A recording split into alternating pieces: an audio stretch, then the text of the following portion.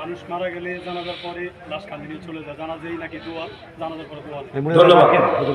অনেক মূল্যবান প্রশ্ন করেছেন। জানাজার পরে অনেকে দোয়া করে না, জানাজা শেষ হলেই লাশ কাঁধে নিয়ে চলে যায় এবং তারা বলে জানাজাটাই দোয়া, এরপর আর দোয়া লাগে না। এই প্রশ্নের উত্তরে আমি এক কথাই বলবো, শুনুন, জানাজার নামাজটা শুধুমাত্র দোয়া নয়, এটা নামাজ।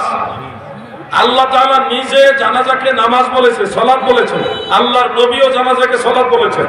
কোরআন শরীফের সূরা তাওবার 84 নম্বর আয়াত, যুবক ভাইরা বলেন কত নম্বর আয়াত? 84 নম্বর আয়াত আল্লাহ তাআলা বলেছেন, ওয়ালা তুসাল্লি আলা আহাদিন মিনহুম মাতা আবাদা ওয়ালা তাকুম আলা কবরিহি ইলা আখিরিল আয়া। এখানে জানাজাকে আল্লাহ তাআলা বলেছেন ওয়ালা তুসাল্লি, সালাত বলেছেন। নবী করিম সাল্লাল্লাহু আলাইহি ওয়াসাল্লাম বলেছেন, ইজা সাল্লাইতুম আলাল মাইয়্যিত ফাখলিসু লাহু দুআ। তোমরা যখন মৃতদের উপরে সালাত পড়বে, তাহলে আল্লাহ এবং আল্লাহর রাসূল জানাজাকে সালাত বললেন। আপনি যখন নিয়ত করেছেন, আপনিও কিন্তু জানাজাকে সালাত বলেছেন। আমি নিয়তটা বলি, এক জায়গায় ইচ্ছা করে ভুল করব, আপনারা ধরবেন ইনশাআল্লাহ। পারবেন না? নাওয়াইতু আন ওয়াদিয়া লিল্লাহি তাআলা আরবাআ তাকবীরাতে দুআইল জানাজাতে হয় না মাশাআল্লাহ। কি হবে এখানে? তাহলে দেখেন, নিয়ত করার সময় আপনারা বলছেন জানাজা এটা সালাত, সালাতিল জানাজাতে বলছেন, সালাত বলছেন। আল্লাহ তাআলাও জানাজাকে সালাত বলেছে, আল্লাহর নবীও জানাজাকে সালাত বলেছে। আপনিও নিয়তের সময় বলছেন জানাজা সালাত, মাইকিং এর সময় বলছেন মরহুমের জানাজার নামাজ। এরপরেও আপনি কেন বলতেছেন জানাজা নাই দোয়া? তাহলে তো হইল না। এরপরে ধরেন ফরজ নামাজ পড়ে দোয়া করেন, সুন্নত নামাজ পড়ে দোয়া করেন, নফল নামাজ পড়ে দোয়া করেন, করেন কিনা আপনারা? এখন নামাজই যদি দোয়া হয় আর নামাজের পরে যদি দোয়া না লাগে, তাহলে ফরজ নামাজের পরে, সুন্নত নামাজের পরে, নফল নামাজের পরে হিডও তো আপনার দৃষ্টিতে দোয়া, তাহলে হিডির পরে দোয়া করেন কেন? প্রশ্ন দাঁড়াবে কিনা? ইসলাম ধর্মে দোয়ার পরে দোয়া নিষেধ না, বরং আল্লাহ নবী বলছে আকসিরুদ দোয়া, বেশি বেশি দোয়া করো।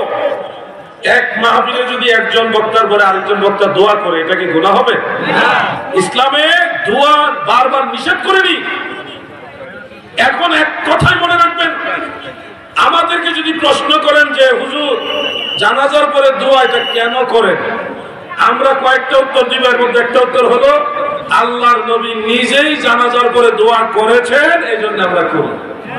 সুবহানাল্লাহ। এবার একটা হাদিস আমি সবসময় যেটা বলি সেটাই আপনাদের শোনাই। আমার জানা মধ্যে 20টার উপরে হাদিস আছে জানাজার পরে দোয়ার পক্ষে। একটা হাদিস সহিহ মুসলিমের হাদিস নাম্বার 2276।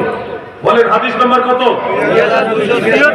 এটা অ্যাপসের মধ্যে হাদিস নাম্বার মিল পাইবেন না, আরবি কিতাব, মেন কিতাব যেটা ওখানে পাবেন, যেটা ইন্টারন্যাশনাল হাদিস নাম্বার, সেখানে এইভাবে রয়েছে, আন আউফ ইবনে মালিক রাদিয়াল্লাহু তাআলা আনহু قال صلى رسول الله صلى الله عليه وسلم على جنازة فحفظت من دعائه وهو يقول اللهم اغفر له وارحمه الى اخر الحديث।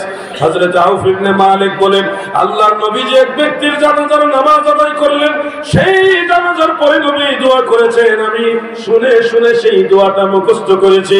এত সুন্দর দোয়া করেছে গো, ওই দোয়া শুনে আমার কাছে আক্ষেপ হচ্ছিল, আমি যদি এই মৃত ব্যক্তি হইতাম আর আল্লাহর নবী আমার জন্য এইভাবে দোয়া করতেছেন, কতই না ভালো হইতো। দয়াল নবী যে এই দোয়া কখন করেছেন এই ব্যাপারে স্পষ্ট উল্লেখ করেছেন ইমাম নববী রাহমাতুল্লাহ আলাইহির শরহে মুসলিমের মধ্যে। আল্লাহর হাবিব সেই দোয়াটা করেছেন বাদা সালাত, জানাজার নামাজের পরে। অতএব আমার প্রশ্ন এবার 40 গ্রামের যুবকদের কাছে, মুরব্বী বাবারা সহ সবাই আপনারা বলুন, রাহমাতুল লিল আলামিন নবী যেহেতু জানাজার পরে দোয়া করেছেন, সেহেতু জানাজার পরে দোয়া জায়েজ না না জায়েজ? জবান খুলে বলেন জায়েজ না? আমি কওমি মাদ্রাসার আলেম ভাইদেরকে সম্মান দিয়ে একটা কথা বলতে চাই, ওনারা জানাজার পরে দোয়া করতে চায় না কেন? তাদের দলিল কি? তাদের দলিল হাদিস না, কোরআনের আয়াত না, ওনাদের দলিল হলো কয়েকটা ইবারত, ফিকহ কিতাবের ইবারত। সেখানে কি রয়েছে?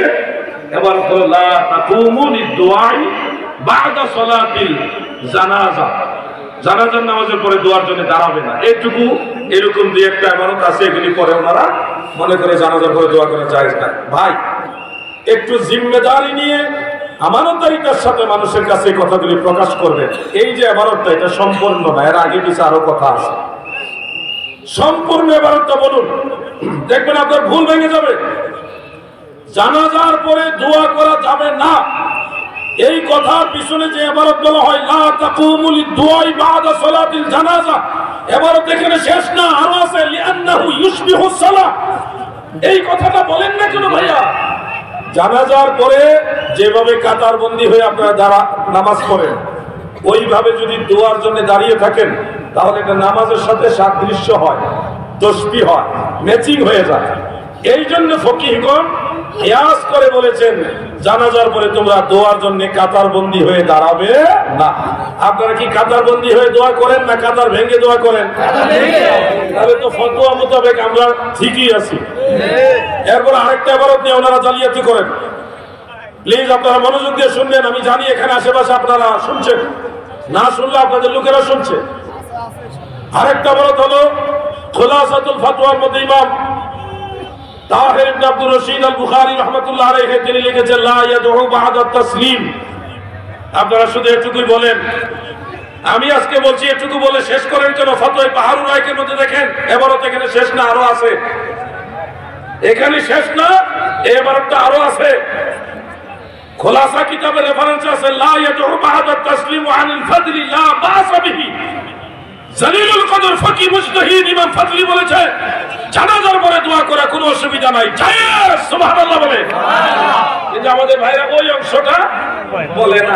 কেন রে ভাই? গোপন করে লাভ কি? সত্য সঠিক জিনিসটা আমরা জানতে চাই কিনা বলেন? সবাই বলেন চাই কিনা? আমরা বলি জানাজার পরে দোয়া করা মুস্তাহাব।